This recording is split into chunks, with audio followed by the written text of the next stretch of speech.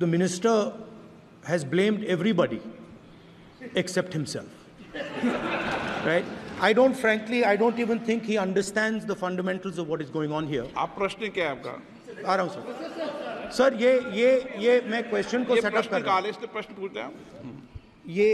The issue is that there are millions of students in this country who are extremely concerned at what is going on and who are convinced that the Indian examination system is a fraud. That is what is at stake here. Millions of people believe that if you are rich and if you have money, you can buy the Indian examination system. And by the way, and this is the same feeling that the people in the opposition have. And that is why we are asking some very simple questions to Honorable Minister. Number one, as this is a systemic issue, what exactly are you doing to fix this issue at a systemic level? Yes. That's the first question. Okay. Question में चल रहा है अभी. Please. अब मैं मंत्री जी मैं एक बार बोल दूं इस बात पे.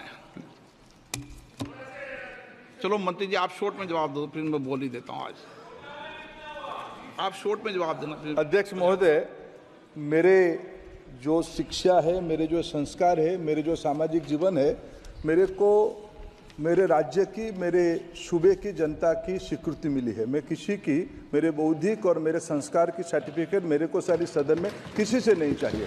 देश की प्रजातंत्र में चुन के मेरे नेता प्रधानमंत्री मोदी जी को प्रधानमंत्री की भूमिका दिया है. मैं उनकी निर्णय से यहाँ उत्तर दे रहा हूँ सदन को. बाकी ये कहना चिल्लाने से सच झूठ नहीं हो जाएगा साहब. ये जो कहा गया देश की अभी की एग्जामिनेशन सिस्टम रबिश है सर, इससे दुर्भाग्यजनक बयान देश की नेता प्रतिपक्ष का कुछ नहीं हो सकता है सर. मैं कठोर शब्द से उसको निंदा करता हूं. बाकी रहा, मैं सर आपके सामने, आपके माध्यम से देश के सामने सर एक तथ्य रखता हूं सर. जिन्होंने रिमोट से सरकारें चलाई है, 2010 में 3 बिल आया था सर शिक्षा सुधार के लिए. उन्हीं की पार्टी के नेता आदरणीय कपिल सिब्बल साहब 3 बिल लाए थे. उसमें से एक बिल था एजुकेशन, उसमें एक बिल था prohibition of unfair practice bill 2010, जिसकी उद्देश्य एजुकेशन इंस्टीट्यूशन में माल प्रैक्टिस को बंद करना. सर मेरे सरकार की हिम्मत है, अभी हमने पब्लिक एग्जामिनेशन की रेगुलरिटीज में बिल लाए, कानून बनाए.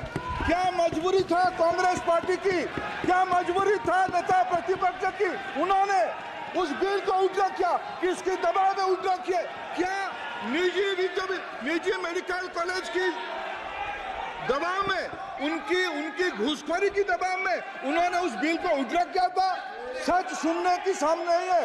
ये मैं किसी की विद्वता में प्रश्न नहीं उठाता हूं, लेकिन सच 2010 में शिक्षा सुधार की बिल उन्हीं की सरकार ने लाया था, दबाव में उन्होंने उल्टा किया. ये हमको प्रश्न पूछते हैं.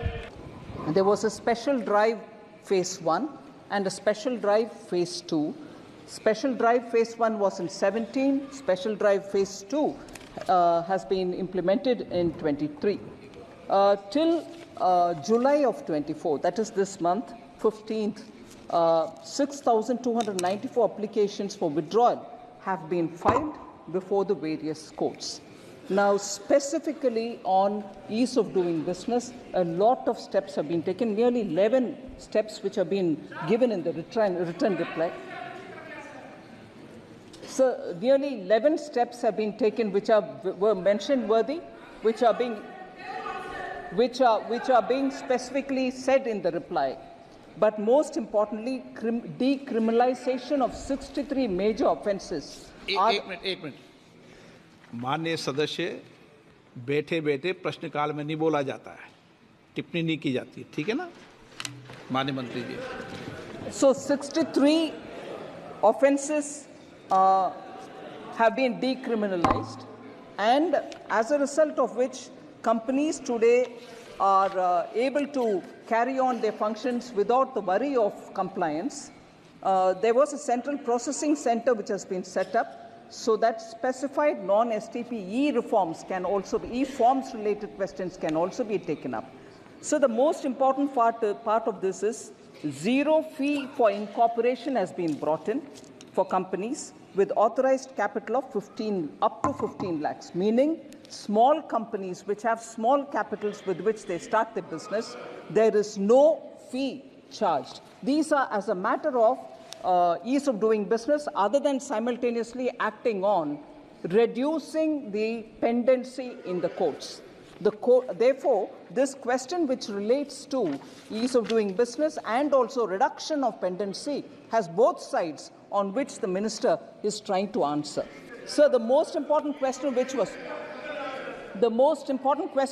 Jagadambika Pal raised about the SEBI, sir, I want to underline the fact that the reforms which have been brought by the SEBI, particularly in timelines which have been given for settlement of claims, is a remarkable step taken forward, and our markets have also been, and companies have also benefited from it.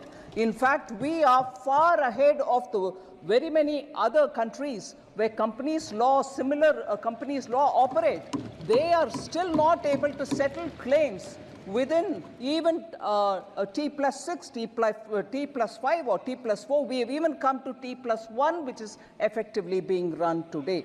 So SEBI-related reforms also are coming up with ease of doing business and treating both all stakeholders with great comfort. So this question is a very large, this question pertains to a large area of reforms in companies' matters, both related to pendency reduction and ease of doing business. So the question that was getting answered by our new MOS was actually a larger context on which the written answer is far more comprehensive than what the minister has tried to start answering with.